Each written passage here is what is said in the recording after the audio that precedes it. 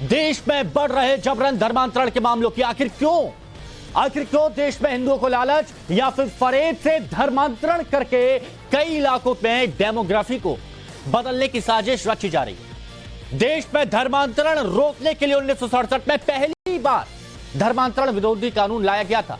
ओडिशा में आदिवासी इलाकों में बड़े पैमाने पर आदिवासियों को लालच दिया और लालच देकर धर्मांतरण कराया जा रहा था, जिसके बाद यह कानून लाया गया।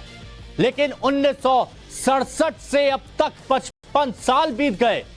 कई राज्य सख्त कानून भी लाए हैं, लेकिन नतीजा सिफर ही रहा।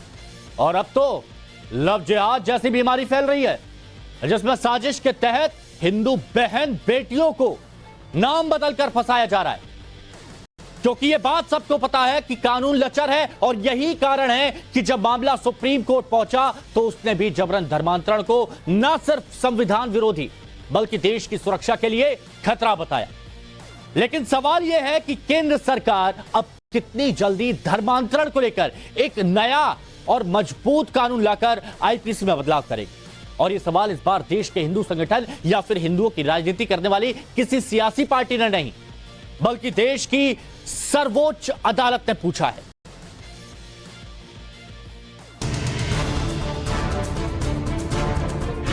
जबरन धर्मांतरण देश के लिए खतरा। भारत में कल्चर के हिसाब से चलना होगा। केंद्र बताए जबरन धर्मांतरण रोकने के उपाय। देश में लालच या फिर जबरन धर्म परिवर्तन के बढ़ते मामलों को लेकर यह सख्त टिप्पणी देश की सबसे बड़ी अदालत ने की है। सुप्रीम कोर्ट जबरन धर्मांतरण को बेहद गंभीर और देश की सुरक्षा के लिए भी खतरा मान चुका है।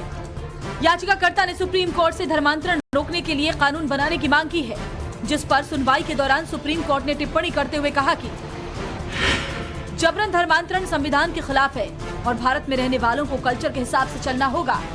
मामले की गंभीरता को देखते हुए कोर्ट ने कहा कि धर्मांतरण नहीं रुका तो कठिन स्थिति और इसे रोकने के लिए केंद्र सरकार को गंभीर प्रयास करना होगा। कोर्ट ने केंद्र सरकार से कहा कि वो प्रलोभन से धर्मांतरण रोकने के तरीके बताएं। साथ ही टिप्पणी भी की है कि चैरिटी के नाम पर धर्मांतरण नहीं होना चाहिए। कोर्ट ने माना कि जिस तरह से धर्मांतरण के मामले बढ़ रहे हैं, वो देश की सुरक्षा के लिए भी खतरा है। माने सुप्रीम कोर्ट ने कहा ये बहुत सीरियस मैटर है। जो कन्वर्जन है वो धोखे से हो रहा है, चाहे लालच दे के हो रहा है, बहुत सीरियस मैटर है और सेंट्रल गवर्नमेंट को इसमें कुछ न कुछ आगे बढ़ना चाहिए। सुप्रीम कोर्ट ने सेंट्रल गवर्नमेंट के सॉलिसिटर जनरल से पूछा कि आज आपने अभी तक इसमें क्या क्या स्टेप्स लिए, क्या आपने राज्यों से बात किया। तो सॉलिसिटर जनरल का कहना था उनको थोड़ा और टाइम चाहिए राज्यों से बात करने के लिए। दरअसल देश में धर्मांतरण रोकने के लिए कोई अलग से कानून नहीं है। इसी वजह से अलग अलग राज्य अलग अलग कानून लेकर आए हैं। हाल ही में गुजरात, मध्य प्रदेश और यूपी ने भी अपने अपने राज्यों में अलग से कानून पास किए हैं। लेकिन याचिकाकर्ता का कहना है कि जबरन धर्मांतरण रोकने के लिए अलग से कानून बनाने की जगह आईपीसी के चैप्टर 15 में बदलाव किया जाए और आईपीसी 15 में धर्म से जुड़े अपराध के साथ साथ जबरन धर्मांतरण को अपराध मानने वाले कानून जोड़ा जाए। इस बदलाव से एफआईआर दर्ज करने में न सिर्फ आसानी होगी, बल्कि जबरन धर्मांतरण रोकने के लिए अलग से कानून की जरूरत नहीं पड़ेगी। सुप्रीम कोर्ट में सुनवाई के दौरान कई संगठनों की तरफ से इस याचिका का न सिर्फ विरोध किया गया, बल्कि इस याचिका के औचित्य पर भी सवाल उठाए। लेकिन सुप्रीम कोर्ट ने इन सभी आपत्तियों को खारिज कर दिया। कोर्ट ने सख्त लहजे में कहा कि जबरन धर्मांतरण के मुद्दे पर बहस हो सकती है, लेकिन याचिका के औचित्य पर नहीं। याचिकाकर्ता अश्विनी उपाध्याय का आरोप है कि याचिका का विरोध वही लोग कर रहे हैं जिन्हें नया कानून बनने से अपनी दुकान बंद होने का डर है। जिस तरीके से हमारी पीआईएल का विरोध करने के लिए इतनी सारी पीआईएल आई हैं और उसमें बड़े बड़े वकील खड़े हो रहे हैं, ऐसे ऐसे वकील खड़े हो रहे हैं जो एक बार में सुनवाई का 10 लाख रुपए लेते हैं, 5 लाख रुपए लेते हैं।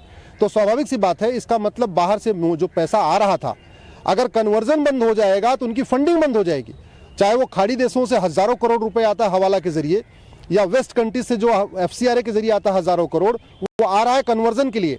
जब इंडियन पिनल कोड में कठोर कानून बन जाएगा, लोग 100 नंबर पे कॉल करके पुलिस को बुलाएंगे तो इनकी दुकान बंद हो जाएगी। वो सारे लोग परेशान हैं, वही सारे लोग सुप्रीम कोर्ट में आके मेरी पीएल का विरोध कर रहे हैं। देश में गरीब और खासतौर पर आदिवासी इलाकों में ईसाई मिशनरीज की तरफ से लालच देकर धर्मांतरण के मामले आते रहे हैं और जबरन धर्मांतरण रोकने के लिए देश में सबसे पहला कानून ओडिशा की सरकार 1967 में लेकर आई थी। 1967 से लेकर 2022 यानी 55 साल बीत चुके हैं, लेकिन जबरन धर्मांतरण का सिलसिला थमने की बजाय तेज हो गया है और यही कारण है कि अब सुप्रीम कोर्ट को इस मामले में हस्तक्षेप करना पड़ा है। Bureau report, times now Navbharat. देखिए, बड़े बुजुर्ग भी इस बात को कह गए हैं कि आजकल कलयुग चल रहा है और बिना किसी काम के कोई मदद नहीं करता, और कोई मदद के नाम पर आप पर दबाव बना के धर्मांतरण करे तो आप समझ जाइए। कुछ मेहमान हैं, उनसे हम बात करेंगे। आचार्य विक्रमादित्य हिंदू धर्मगुरु हमारे साथ में जुड़े हुए हैं, चेतनानंद सरस्वती जी हिंदू धर्मगुरु हैं, वो भी हमारे साथ में जुड़ी हुई हैं, माजिद हैदरी साहब भी हमारे साथ में वरिष्ठ पत्रकार हैं जुड़े हैं, और मुफ्ती मंजूर रियाई साहब फाउंडर AIOHF के हमारे साथ में जुड़े हुए हैं। आप सभी का बहुत स्वागत है। सबसे पहले मुफ्ती मंजूर रियाई साहब, इस याचिका के औचित्य पर कुछ लोगों ने सवाल खड़े किए थे, लेकिन कोर्ट की तरफ से उन तमाम आपत्तियों को खारिज कर दिया गया। क्या यह करारा जवाब कहा जा सकता है उन लोगों के लिए जो अपनी दुकान चलाते हैं धर्मांतरण की? बिल्कुल सही कहा आपने कि उन लोगों के लिए करारा जवाब है, और ऐसा जवाब मिलना भी चाहिए। वो लोग जो जोर जबरदस्ती या लालच देकर, पैसे देकर या किसी गलत तरीके से किसी का भी धर्म परिवर्तन कराते हैं, ये किसी भी सूरत से, न धार्मिक सूरत से न कानूनी सूरत से ये जायज और इसके जवाज की कोई सूरत बनी नहीं सकती है। और ये बिल्कुल सराहत के साथ मैं आपके चैनल के हवाले से खुले लफ्जों में कहता हूं, तमाम लोगों से कहूंगा जो इस बात के पक्ष में होंगे उस गौर से कान खोल करके सुन लें। गैर कानूनी काम, चाहे वो कानूनी तौर पर हो या गैर इस्लामी काम जो इस्लामी तौर पर हो, या जो धर्म के खिलाफ काम हो, ये काम करने की इजाजत हमारे मुल्क में तो बिल्कुल नहीं हो सकती। ऐसे लोगों पर कड़ी कार्रवाई की मांग करता हूं। लेकिन एक बात और जरूर कहना चाहता हूं कि अभी अश्विनी उपाध्याय जी को मैं सुन रहा था, उन्होंने बाज़ाब्ता तौर पे अपने हवाले से उन्होंने ये कहा कि हजारों करोड़ रुपए हवाला के जरिए आते हैं। या हजारों करोड़ के वो जो हवाले के जरिए पैसे आते हैं, क्या एजेंसी को खबर नहीं है? अश्विनी उपाध्याय को कौन खबर देते हैं? जरा उनसे जरूर दरियाफ्त करेंगे आप। क्या अगर ऐसे पैसे आते हैं तो क्या उनके पास उसके कुछ लवाजमात के साथ उनके पास कुछ सबूत मौजूद है? अगर सबूत मौजूद है तो फिर ऐसे लोगों पर कार्रवाई क्यों नहीं हो रही है? मैं ऐसे लोगों पर कार्रवाई की मांग भी करता हूं आपके हवाले से। ठीक है, ये आपने बात करी। ठीक है, माजिद हैदरी साहब, ये जो सुप्रीम कोर्ट की तरफ से टिप्पणी की गई है और एक बहुत गंभीर मामला बताया गया है कि जबरन धर्मांतरण जो यहां पर किया जा रहा है गंभीर मामला है, इससे आने वाले वक्त में खतरा हो सकता है, सरकार को कठोर कानून बनाना चाहिए। इस टिप्पणी को आप किस तरह से देखते हैं और क्या मानते हैं कि हां कुछ लोग हैं जो करते हैं ये सब? देखिए हिमांशु भाई, सबसे पहले तो आज PR अंबेडकर साहब की बरसी है, तो उन्हें श्रद्धांजलि अर्पित करते हुए मैं आर्टिकल 25 को याद दिला दूं कि आर्टिकल 25 हमारे जो संविधान का है वो केवल ये नहीं कहता कि अपने धर्म पे चलो, राइट टू फ्रीडम नहीं, प्रोपोगेशन ऑफ रिलीजन भी, अर्थात आप अपने धर्म को प्रमोट भी कर सकते हैं। इसकी इजाजत BR अंबेडकर ने संविधान में दी है। लेकिन अब आपने बात की जबरन, हाँ जबरन बिल्कुल इस देश में धर्म परिवर्तन हो रहा है। माजिद भाई, अगर मेरे को आप थोड़ा सा वक्त दें, मैं दोबारा से आपके पास आऊंगा और आपकी बात को बहुत तफसील के साथ जनता तक पहुंचाऊंगा भी। लेकिन खुद अश्विनी उपाध्याय इस वक्त हमारे साथ में जुड़ चुके हैं, सुप्रीम कोर्ट के वरिष्ठ अधिवक्ता हैं, याचिकाकर्ता हैं, उनकी तरफ से याचिका लगाई गई है। अश्विनी उपाध्याय जी, सख्त टिप्पणी सुप्रीम कोर्ट की तरफ से की गई है और यह भी कहा गया है कि जो लोग इस याचिका के औचित्य पर सवाल उठा रहे हैं उनकी आपत्तियों को यहां पर खारिज किया जाता है। कौन लोग थे जो आपत्ति लगा रहे थे? देखिए, इस देश में धर्मांतरण के लिए बहुत मोटी फंडिंग होती है। खाड़ी देशों से हवाला के जरिए होती है, पश्चिम देशों से FCRA के जरिए भी होती है, अलग अलग तरीके की फंडिंग होती है। बड़ी स्वाभाविक सी बात है, अगर इस देश में धर्मांतरण रुक जाएगा तो उनकी फंडिंग रुक जाएगी, उनका दाना पानी रुक जाएगा, उनका धर्मांतरण ही इनफैक्ट उनका रोजगार है, धर्मांतरण ही उनका धंधा है। तो चाहे वो जिहादियों को खाड़ी देशों से आती है, मिशनरियों को यूरोप से आती है, वेस्ट कंट्रीज से आती है FCRA के जरिए। बड़ी स्वाभाविक सी बात है। मैंने इसमें ये कहा है इंडियन पिनल कोड में बदलाव करिए। मैंने क्यों कहा इंडियन पिनल कोड में बदलाव करिए? क्योंकि चैप्टर 15 में रिलीजियस सेंटीमेंट हर्ट करना तो अपराध है, लेकिन किसी का धर्मांतरण करा देना अपराध नहीं है। अगर आप किसी की धार्मिक भावना आहत करते हैं तो IPC में आपके खिलाफ मुकदमा दर्ज होता है। लेकिन किसी को धोखे से, लालच देके, काला जादू दिखा के, अंधविश्वास फैला के, बाजपन ठीक करने की बात करके, नपुंसकता ठीक करने की बात करके, कोड ठीक करने की बात करके, घुटना ठीक करने का बात करके किसी को कन्वर्ट करा दिया जाता है तो उसमें अपराध नहीं होता। आज की डेट में जो क्रिश्चियंस के सबसे बड़े धर्मगुरु हैं पोप, वो खुद व्हील चेयर पे चलते हैं, उनका घुटना ये पादरी ठीक नहीं कर पा रहे। अच्छा। लेकिन पंजाब में, उत्तर प्रदेश में या बाकी आदिवासी क्षेत्रों में शिविर लगा लगा के लोगों को प्रेयर के द्वारा घुटना ठीक कर रहे हैं। अरे भैया, जब तुम्हारे सबसे बड़े धर्मगुरु उनका घुटना ठीक नहीं हो पा रहा प्रेयर से, तो आदिवासियों का घुटना कैसे ठीक हो जाएगा? इसलिए मैंने कहा इंडियन पिनल कोड के चैप्टर 15 में बदलाव किया जाए। उसमें एक बहुत बड़ा गैप है। आर्टिकल 14 कहता है अपराध समान हो तो दंड समान होना चाहिए, लेकिन आज की डेट में क्या हो रहा है, उत्तर प्रदेश के गाजियाबाद में तो धर्मांतरण अपराध है। अच्छा। लेकिन आप अगर दिल्ली में आनंद विहार में इंटर कर जाइए तो वहां अपराध नहीं है, क्योंकि हमारे पास सेंट्रल कोई कानून नहीं है। नोएडा में जहां फिल्म सिटी में बैठे हुए यहाँ धर्मांतरण कराना अपराध है। लेकिन आप मयूर विहार में इंटर कर जाइए 2 किलोमीटर आगे आके तो वहां अपराध नहीं है। तो ये कंप्लीटली आर्टिकल 14 का वायलेशन हो रहा है, जो कहता है equality before law, equal protection of law, कि सबको समान, अगर अपराध समान है तो दंड समान मिलना चाहिए। ठीक है। अच्छा, एक बात और बताइए अश्विनी जी, जो बात ये कही जा रही थी, आपने भी कहा कि दूर देशों से हवाला के जरिए कई पैसा आता है। कुछ पैनलिस्ट ये सवाल भी उठा रहे हैं यहां पर कि जब हवाला से पैसा आता है, जानकारी इसकी है, तो हमारी जो इन्वेस्टिगेटिंग एजेंसी है क्या कर रही है? हाँ जी, क्या वो फोन कट गया था क्या? चलिए, ठीक है अश्विनी उपाध्याय जी, इस पर मैं आपसे बात करूंगा। ये बहुत अहम मुद्दा है जो यहां पर उठाया जा रहा है। माजिद हैदरी साहब, एक बार जरा आप अपनी बात रख लीजिए। अच्छा, एक मिनट, ये बहुत जरूरी सवाल था। अश्विनी उपाध्याय जी हमारे पैनलिस्ट हैं, मंजूर रियाई साहब एक मुद्दा उठा रहे, एक सवाल पूछ रहा हूं और मैं चाहता हूं आप उसका जवाब दे दें कि बहुत से, आपने कहा कि दूर देशों से फंडिंग की जाती है, हवाला के जरिए धर्मांतरण को बढ़ावा यहां पर दिया जाता है, तो क्या हमारी जो इन्वेस्टिगेटिंग एजेंसी हैं उनको इसके बारे में जानकारी नहीं मिल पाती? वो क्यों नहीं पहले प्रोएक्टिव होती हैं? उपाध्याय जी को कौन बताते हैं? एक मिनट, देखिए, हाँ, मैंने आपको कहा ना कि हवाला के इतने सारे केस पकड़े जा रहे हैं। अभी ओखला में केस पकड़ा गया, आपके जामिया नगर में पकड़ा गया, कानपुर में दंगा हुआ, वहां 50-51 करोड़ आया था, पकड़े गए हैं, लगातार काम हो रहा है। लेकिन हवाला को बंद करने के लिए तो आपको हवाला का कानून ठीक करना पड़ेगा, 100 रुपए से बड़ी नोट बंद करना पड़ेगा, परमानेंट करना पड़ेगा, प्रॉपर्टी को आधार से लिंक करना पड़ेगा, कैश लेन देन की लिमिट तय करनी पड़ेगी। वो अलग है, वो गवर्नमेंट अपना अलग करेगी। लेकिन ये कहना कि नहीं ये प्रॉब्लम तो इससे है, ये फैक्ट है। मैं तो फैक्ट कह रहा हूं, जो मैंने अपने एफिडेविट में कहा, मैंने वो बात आपको बता रहा हूं। जितनी बातें मैं आपके सामने कह रहा हूं, ये सब एफिडेविट मैंने बोला हुआ है कि इस देश में 50,000 करोड़ के आसपास खाड़ी देशों से यहाँ पे आता है, हवाला के जरिए आता है। उसी से अलग अलग जगहों पे मजार बनाई जाती है, दरगाह बनाई जाती है, मस्जिदें बनाई जाती हैं, मदरसे बनाए जाते हैं, और गरीबों को, खास तौर पे दलितों को, आदिवासियों को थोड़ा धन का लालच देके, थोड़ी उनकी मदद करके उनका हॉस्पिटल में इलाज कराने के लिए या उनको प्रलोभन दिया जाता है, ये बात यहाँ पर कही जा सकती है। और ऐसे ही धर्मांतरण यहाँ पर किया जाता है। अश्विनी उपाध्याय जी, शुक्रिया आपका हमारे साथ जुड़ने के लिए। एक बार जरा इस पर मैं कमेंट ले लूं। माजिद हैदरी साहब, जरा इस पर आप जवाब दे दीजिए कि बाहर से पैसा आता है और उसके बाद दबाव बनाया जाता है, मदद के नाम पर धर्मांतरण किया जाता है। मैं उसी पर बिल्कुल हिमांशु भाई आ रहा हूं, इसी बात पर। देखिए, जो धर्म का आर्टिकल 25 जो है वो धर्म पर पालन करने का और उसको प्रोपोगेट करने का, अर्थात धर्म परिवर्तन कराने का, इसमें संविधान में हमारे को इजाजत है। लेकिन जो जबरन धर्मांतरण बिल्कुल हो रहा है, और केरला ने तो इसके आंकड़े भी बता दिए कि 47% इस देश में जो धर्मांतर हो रहा है उसका फायदा हिंदू धर्म को हो रहा है, कि हिंदू धर्म में जा रहे हैं, क्योंकि ओपन धमकी दी जाती है। घर वापसी की जो 2014 से जो धमकी शुरू हुई है, वो तो सबसे बड़ा जो धर्मांतर की कॉन्स्पिरेसी है वो इस स्लोगन में है कि घर वापसी। और फिर आप उसके बाद देखिए धमकियां कैसी होती है कि भारत में रहना होगा, वंदे मातरम कहना होगा। इसका अर्थात मतलब कि भाई धर्मांतर कर लो, तुम्हें भी हिंदू बनना होगा अगर इस देश में रहना है। तो ये घर वापसी, भारत में रहना होगा, वंदे मातरम कहना होगा, और केरला के आंकड़े के 47% जो फायदा होता है धर्मांतर का, जबरन धर्मांतर का, वो हिंदू धर्म का होता है। तो ये चलिए, सीधा सवाल अगर आपने पूछा है तो सीधा जवाब ले लेते हैं आचार्य विक्रमादित्य। देखिए, सबसे पहले तो ये बात समझे कि घर वापसी करना, किसी को घर वापस बुलाना धमकी कैसे हो गया? घर वापसी कराई जाती है प्यार से, बताया जाता है भैया घर आ जा। कोई बच्चा रूठ के चला गया है, किसी कारण से चला गया है, तो उसको बुलाया जाता है, प्यार से पुचकार के कहा जाता है। लेकिन ये धमकी है, समझना, धमकी कौन किसको दे रहा है? घर वापसी बुलाना, इन्विटेशन देके कहा जाता है कि भाई चल आजा, प्यार से गलती आजा।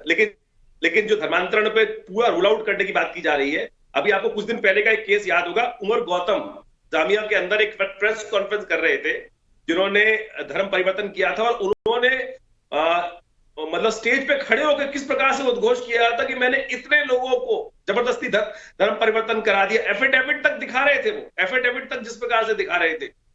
और आपको पता होगा कि एफिडेविट देकर जिस प्रकार से धर्मांतरण कराया जाता है, सुसाइड बॉम्बर्स के तौर पर किस प्रकार से ब्रेन वॉश कर आज छोटे छोटे बच्चों के हाथ में AK-47 यूज की जा रही है। माजिद साहब, वो दिखाई नहीं देता आपको? किस प्रकार के लोग हैं आप? क्या किस प्रकार की जिहाद, कौन सी जिहाद की बात करने की तरफ अग्रसर करने का प्रयास करते हैं। अरे कोई व्यक्ति अगर किसी की उपासना करना चाहता है, धर्म करना चाहता है, कोई दिक्कत नहीं है, लेकिन जिस प्रकार से आप लोग ब्रेन वॉश करते हैं, मैं आपको एक इंसिडेंट दिखाता हूँ कि किस प्रकार से ब्रेन वॉश आपको देखने को पता चलेगा। बिहार के अंदर मिशनरी स्कूल जो है वो किस प्रकार से वहां पर ब्रेन वॉश करते हैं। अच्छा, एक गाड़ी बंद कर दी, ब्रेन वॉश वाली।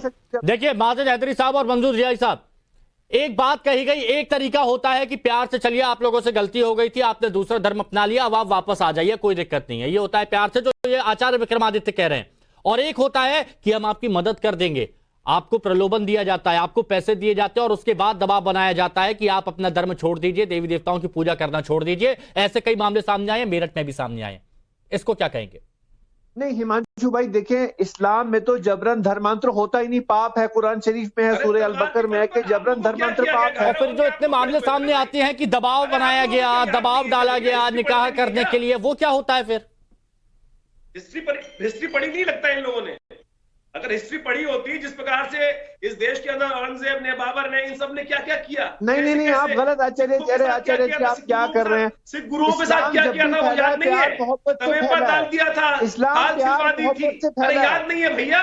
अगर शीशगंज में क्या हुआ था? शीशगंज में छोटे छोटे बच्चों को इस प्रकार से संकलन कर दिया गया था, दीवार में चलवा दिया गया था, याद नहीं है? या याद जाके देखो। माजिद हैदरी, आंख बंद करके बैठने से काम नहीं चलेगा। ये शांति का धर्म, अमन का धर्म, इस प्रकार की बातें बरगलाने का प्रयास कर रहे हो। पूरे विश्व का इतिहास उठा के देख लो, एक के बाद एक सर कलम कर दिए गए, दीवारों में चलवा दिया गया, खाल छिलवा दी गई, नाखून छीन लिए गए, क्या नहीं किया आप लोगों ने? 10-10 हजार लोगों को किस प्रकार से प्रताड़ना दी गई, उन सब के केस आपके सामने है। यहाँ बैठकर केवल आप लोगों को हिस्ट्री पढ़नी नहीं आती ना, जो मदरस में अलिफ बे ते पढ़ा दिया जाता है, वही मौलवी साहब पढ़ के आप सामने आ जाते हैं। तब आपको समझ में नहीं है, डाइजेस्ट नहीं हो रहा है। आप लोगों ने जबरदस्ती धर्म परिवर्तन कराया। नहीं, मुस्कुरा हंसी में बात हो जाएगी, ठीक है, मुद्दे की बात भी हो जाएगी। लेकिन मुफ्ती मंजूर जियाई साहब, क्या वाकई ये बताइए जबरन धर्मांतरण इस देश में नहीं हुआ और ना ही हो रहा है? मानेंगे इस बात को आप? देखिए, मैं बहुत ही वाज़ेह लफ्जों में आपसे कह दूं कि जबरदस्ती धर्म के साथ कहीं हो ही नहीं सकती। जहां धर्म है वहां पर जबर नहीं है, जहां पर धर्म है वहां पर जबरदस्ती नहीं है, जहां पर धर्म है वहां पर जबरदस्ती हो ही नहीं सकती है, क्योंकि धर्म कभी किसी को जबरदस्ती न करने, न आने, न जाने की इजाजत ही नहीं देता है। ये वो लोग हैं जो सिर्फ प्रलोभन में, अपने लोभ के लिए, अपने फायदे के लिए, अपने जाती फायदे के लिए कभी यहाँ कभी वहां चले जाते हैं। ये मैं उन लोगों से भी जरूर कहना चाहूंगा जो ऐसी कर्तव्य में शामिल होते हैं, ऐसे लोगों पर कानूनी कार्रवाई हो। लेकिन मैं आपको वाज़ेह तौर पर खौफ का माहौल बना के, डर दिखा के नहीं बदलाया गया धर्म, नहीं है, नहीं धर्म तब्दील किया गया, नहीं दबाव डाला गया, किसी किस्म का कोई दबाव नहीं। कोई दबाव में आकर के धर्म तब्दील नहीं कर सकता। आपको मैं बताऊं कि धर्म एक ऐसी चीज है। अच्छा, तो फिर ये बताइए, फिर सुप्रीम कोर्ट को टिप्पणी देने की जरूरत क्या पड़ गई, ये बताइए ना। सुप्रीम कोर्ट को ऐसी टिप्पणी देने की जरूरत क्या पड़ गई फिर? सुप्रीम कोर्ट को अगर ऐसा लगा है तो यकीनन आने वाले दिनों में इस पे कार्रवाइयां होनी चाहिए। जहां पर जबरदस्ती होती है उसके खिलाफ हम लोग सभी एक साथ खड़े हैं, चाहे हमारे महाराज विक्रम जी हो या फिर हमारी बहन जी हो, हम लोग सभी मिलकर सुप्रीम कोर्ट खड़े होंगे। सुप्रीम कोर्ट कई तजुर्बेकार जज वहां बैठते हैं और उन्होंने कहा है केंद्र सरकार से कि प्रलोभन देकर धर्मांतरण के जो मामले सामने आ रहे हैं इस पर सख्त कानून बनाए जाए। क्या किया है अभी तक आप बताइए? यानी सुप्रीम कोर्ट भी मानता है ना कि प्रलोभन देकर, डरा धमका कर ये हो रहा है। उनसे कहा कि आप बताइए कहाँ का ऐसा हुआ है। मैं, हमारी बहन और हमारे पंडित जी, हम लोग सब मिलकर के ऐसे लोगों के खिलाफ खड़े होकर के मुल्क के साथ खड़े रहेंगे और ये कहेंगे कि ऐसे लोग जो इस तरीके के निकिता तोमर की हत्या कर दी जाती है, निकिता तोमर की हत्या कर दी जाती है सिर्फ इसलिए क्योंकि वो धर्मांतरण नहीं करती। अच्छा, मुसलमान लड़की, हाँ बोलिए। निकिता तोमर की हत्या कर दी जाती है, उसको किस श्रेणी में रखेंगे? वो लड़की जो अपनी अस्मिता को बचाने के लिए एक मुसलमान के साथ नहीं जाना चाहती, उसको सरेआम गोली मार दी जाती है। इसको आप क्या कहेंगे? और आरोपित का नाम तौसीफ नहीं, उसके अलावा सुनिए, अभी जो उत्तर प्रदेश में एक बहुत बड़ा रैकेट पकड़ा गया है, लगातार उस रैकेट की कड़ियां जोड़ी जा रही हैं, लगातार गिरफ्तारियां हो रही हैं, वो सब लोग धर्मांतरण में शामिल हैं। उसको क्या कहेंगे? दासना देवी मंदिर में कुछ लोग आते हैं और उसके बाद योगी जी महाराज पूरी एक बहुत बड़ी चेन खोलते हैं, लगातार धर्मांतरण कराने वालों पर कार्रवाई होती है, लगातार फंडिंग का हवाला दिया जाता है, लगातार ये बताया जाता है कि हमें बाहर से फंडिंग हो रही है। जो लोग पकड़े गए हैं उनके रिकॉर्डेड स्टेटमेंट्स हैं उसके विषय में आप क्या कहेंगे? आप लोग यहाँ बैठकर झूठ परोसते हैं और झूठ के उस पर ही आपकी दुकानें चलती हैं। नहीं मौलवी साहब, आपको बताना पड़ेगा कि किस आधार पर उन लड़कियों की हत्याएं कर दी जाती हैं जो इस्लाम धर्म में अपने आप को कन्वर्ट नहीं करती हैं। जिन लड़कियों की हत्याएं हो रही हैं, जिनके साथ जुल्म हो रहा है, जिनके साथ ज्यादती हो रही है, जिन्होंने जुर्म किया है, ऐसे मुजरिमों को कैफियत किरदार तक पहुंचाने के लिए बहन आप भी और विक्रम जी, आदित्यनाथ जी भी और हम साथ हैं, आपके खड़े हैं। ऐसे जालिमों के खिलाफ खड़े होना हम सबका दायित्व बनता है। और जो जुर्म हो रहा है, जो जुर्म किया जा रहा है, जो मुजरिम है, उसको सलाखों के पीछे डालना हम सबका काम है। आज क्या उस वक्तव्य पे डिबेट नहीं होनी चाहिए जो कतर में कहा गया? कतर में क्या कहा गया कि जो नॉन मुस्लिम्स हैं उनके लिए 3 ही रास्ते हैं। कतर में क्या कहा गया? ये नहीं कहा गया क्या कि या तो वो राजी से इस्लाम में आ जाए या फिर उनको जो है जजिया देना होगा या उनको कत्ल कर दिया जाएगा? इसके विषय में किसकी सेकुलर राष्ट्र है मैडम। नहीं सेकुलर राष्ट्र की बात नहीं, वहीं से आप लोग चलते हैं। उससे पहले आप वहीं जाकर नतमस्तक होते हैं। आप लोग वहीं जाकर नतमस्तक होते हैं। अपने मुल्क के तमाम मुख्य लोगों के साथ में, प्राइम मिनिस्टर साहब के साथ में आप उसमें चलिए डेलीगेशन लेकर के कतर के साथ अपने सारे रिश्ते तोड़ते हैं। जो इस तरीके का जुल्म और ज्यादती की बात करेगा, हम उसके साथ रिश्ता नहीं रखते। अच्छा ठीक है, अगर आप ये बोल रहे हैं कि ऐसा कुछ नहीं है तो मुझे बस इतना बता दीजिए मंजूर साहब, इतना बता दीजिए कि इतने जो मामले सामने आए, जो आपने भी देखे और कई मामलों में आपने भी कहा कि नहीं ऐसा नहीं होना चाहिए, वो क्या कहते हैं? ये तौसीफ वाला एग्जाम्पल तो चेतन जी ने अलग दे दिया, लेकिन बहुत सारे ऐसे मामले सामने आए हैं जिसमें बेटियां कह रही हैं कि हम पर दबाव बनाया गया, निकाह करने का दबाव बनाया गया, धर्म बदलने का दबाव बनाया गया, किसी ने पहचान छुपा ली और उसके बाद में पता चलता है कि वो तो कोई और है।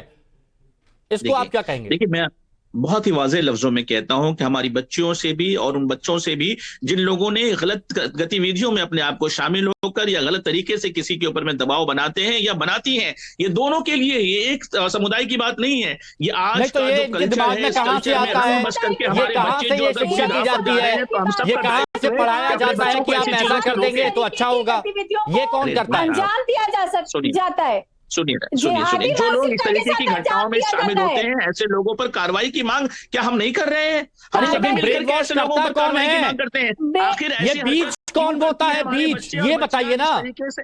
नहीं, ये पढ़ाया कहाँ जाता है कि आप इस तरीके से आप बताइए ना, क्या इस्लाम स्वीकार करता है किसी भी गैर मुस्लिम एक-एक करके एक मिनट को चेतन जी, अपने धर्म की इज्जतों को उछालकर ऐसी हरकत करते हैं, ऐसी ओछी हरकत करते हैं, ऐसे लोगों के खिलाफ कार्रवाई होने की मांग तो हम सब मिलकर कर रहे हैं। इसमें कहाँ दिक्कत दिख रही है? मुफ्ती साहब, आप बहुत बड़े स्कॉलर हैं, मुझे सिर्फ एक प्रश्न का उत्तर दीजिए कि क्या गैर मुस्लिम लड़कियों को निकाह में स्वीकार किया जा सकता है अगर उनका धर्म परिवर्तन ना हुआ हो तो? बहन, बहुत ही वाज़ेह लफ्जों में मैं अपनी बच्चियों से कहता हूं, जो गैर मुस्लिम बच्चियां हैं, मैं उन तमाम से कहता हूं, बेटियां आप अपने माँ बाप की इज्जतों को ना उछालें, आप अपने धर्म के साथ रहें, ऐसे किसी गलत लोगों के साथ में ना जाएं जिससे कि आपके माँ बाप की इज्जतें बर्बाद हो रही है, आपके खानदान की, आपके धर्म की इज्जत बर्बाद होती है। बिल्कुल ना जाए। जिहादी मानसिकता के साथ आते हैं। नहीं बहन आप समझें, मैं उन बहनों से कहता हूं, उन बेटियों से कहता हूं, उन बच्चियों से कहता हूं कि बेटियां आपको शराब पर नहीं जाना है।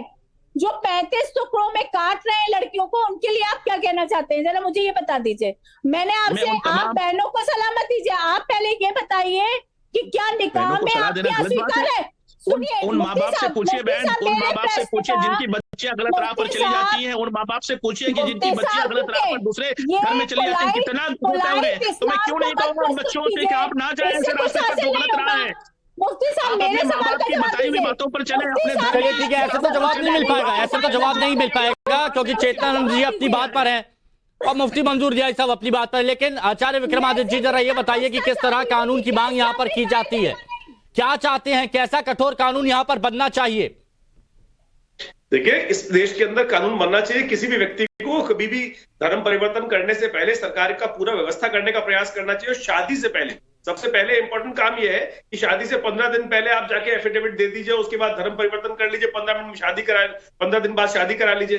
कम से कम 5 साल का गैप इस देश के अंदर होना चाहिए, तब तो पता चले। लेकिन मतलब शादी से पहले ये तो वो सरकार वाला फॉर्मूला आप अपना दिया कि 5 साल की सरकार तो 5 साल पहले बता दिया जाए। हमारे यहाँ स्पेशल बिल्कुल, धर्म परिवर्तन करने से पहले 5 साल पहले बताया, उसके बाद शादी करने में कोई दिक्कत नहीं है। लेकिन धर्म परिवर्तन करने से पहले चेतन जी शादी करने के बाद होती है। आता हूँ चेतन जी, 1 मिनट आता हूँ आपके पास। हाँ, कंप्लीट कीजिए। तो सबसे पहले इसकी एक व्यवस्था बननी चाहिए, ऐसा एक सॉलिड वर्क होना चाहिए कि ये नहीं कि सीधा सीधा, क्योंकि टारगेट दिखाई देता है कि शादी करने से पहले, शादी करने के लिए किस प्रकार से जबरदस्ती इमोशनल ब्लैकमेल कर बच्चे का धर्म परिवर्तन करा दिया जाता है, लड़कियों का धर्म परिवर्तन करा दिया जाता है। तो कम से कम एक लंबा गैप दिया जाए, 1 साल 2 साल 5 साल गैप रखा जाए, तब जाके इस देश में व्यवस्था बनेगी। नहीं तो केवल इस प्रकार से। अच्छा आचार्य जरा सुन लो, आचार्य कुछ कह रहे हैं माजिद साहब। आचार्य जी मेरी आपसे विनती है, आचार्य जी मेरी आपसे विनती है कि आपको धर्म परिवर्तन में केवल निकाह क्यों दिखता है? आप मोहब्बत के दुश्मन क्यों बनते जा रहे हैं? आपको प्यार, मोहब्बत के दुश्मन कौन बन रहा है भाई? मोहब्बत के दुश्मन तो आप लोग बन रहे हैं भाई। मोहब्बत के दुश्मन कहाँ हो गए? अच्छा माजिद हैदरी साहब, एक बात बताइए। देखिए एक बात आपने स्टार्ट करी कि निकाह की बात, मोहब्बत की बात। मुझे ये बताइए, क्या आप इसे मोहब्बत कहेंगे? क्या आप इसे मोहब्बत कहेंगे कि पहले अपना नाम कुछ और बता दिया जाता है और जब मोहब्बत परवान चढ़ जाती है तब बताया जाता है कि भाई ये नाम तो था ही नहीं, यहाँ तो धोखा हो गया? मेरा सवाल एक है, आपको घर वापसी में कोई आपत्ति नहीं है, आपको भारत में रहना होगा। अब मोहब्बत वाली बात आपने की थी, अब आपने दूसरा एंगल लिया है। मुझे ये बताइए कि नाम बदलकर मोहब्बत करते हैं जो नाम, मोहब्बत तो कहा नहीं जाएगा उसे, नाम बदलकर, अपनी पहचान बदलकर जो लोग ये करते हैं, लड़कियों को फंसाते हैं, बाद में पता पड़ता है कि वो कोई और होते हैं, तो वो क्या कहेंगे? होती है भाई, ये मनगढ़ंत कहानियां हैं। ये मनगढ़ंत ऐसा नहीं होता है, ये मनगढ़ंत कितने मामले सामने आए? रेड लिस्ट दूं? नहीं, प्यार अंधा होता है, ये हमारे देश की नीति है। प्यार मोहब्बत हमारा देश सिखाता है, हमारी संस्कृति सिखाती है कि जिसमें सदियों से चली आ रही है। आज आपको अचानक केसेस में परिवर्तन करने के लिए प्रयोग किया गया, ये पूरी लिस्ट है। 450 से ऊपर लोगों की लिस्ट है, आपके लड़कों ने मदरसों के कहने पर पैसों की उगाही के लिए किस प्रकार से नाम परिवर्तन किया गया, ये पूरे के पूरे अखबार में छपी हुई कवरिंग्स है। एक मिनट, क्या कह रहे हैं कि 2014 के बाद ऐसे लड़के क्यों आए? हाँ, मतलब ये भी आप 2014 के बाद आप इसमें कैटेगराइज आपने कर दिया। 2014 तक नहीं होता था। अच्छा एक मिनट माजिद हैदरी साहब, यानी आप ये मान रहे हैं ना कि 2014 के बाद ये हो रहा है, और ये हो रहा है? अभी तो बोल रहे थे नहीं हो रहा, अब ये बोल रहे हैं 2014 के बाद ऐसे क्यों आए? 2000 मंजू जी, मैं कह रहा हूँ माननीय आचार्य जी के पेट में 2014 से ही दर्द हो रहा है कि हाई धर्म परिवर्तन। अरे भाई 2014 से पहले 1000 साल से हिंदू मुसलमान इस देश में प्यार मोहब्बत से रहते हैं, तब तो किसी को पेट में दर्द नहीं था। आप लोग करते रहे 1000 साल से, आप कौन सी गद्दार बताइए ना मुझे। आप लोग मेजोरिटी, अच्छा एक मिनट अकबर का अच्छा नहीं भी आपको मेजोरिटी में रखा, औरंगजेब ने भी आपको नहीं, ऐसे आवाज समझ नहीं आ रही, कोई समझ नहीं पा रहा। अच्छा ठीक है, चेतना जी बोलिए, क्या कह रही थी? अब 3 लोग बोलते हैं ना तो समझ में नहीं आता। हाँ बोलिए, हिमांशु जी, लगातार लव जिहाद चल रहा है और एक सोची समझी साजिश के तहत चल रहा है। इसके लिए एक बड़ी फंडिंग बाहर से आती है, इसको कोई भी डिनाई नहीं कर सकता। पीएफआई की फंडिंग का अभी बहुत बड़ा खुलासा हुआ है और लगातार नाम बदलकर निकिता तोमर की हत्या कर दी गई, लेकिन ये लोग मौन रहे। अंकित शर्मा, इन्हें प्यार मोहब्बत याद आती है जब एक मुसलमान लड़का और एक हिंदू लड़की होती है, लेकिन जब एक हिंदू लड़का और एक मुसलमान लड़की होती है तो कत्ल कर दिया जाता है वो लड़का। दिल्ली में अंकित सक्सेना का कत्ल कर दिया गया क्योंकि वो एक मुसलमान लड़की से प्यार करता था। चलिए ठीक है, एक मिनट, अब देखिए यहाँ पर रोकता होगा, लेकिन मुफ्ती मंजूर जियाई साहब, क्या आप भी इस बात के हकदार हैं? आप भी इस बात को मानते हैं कि एक कठोर कदम बनना चाहिए, कानून बनना चाहिए?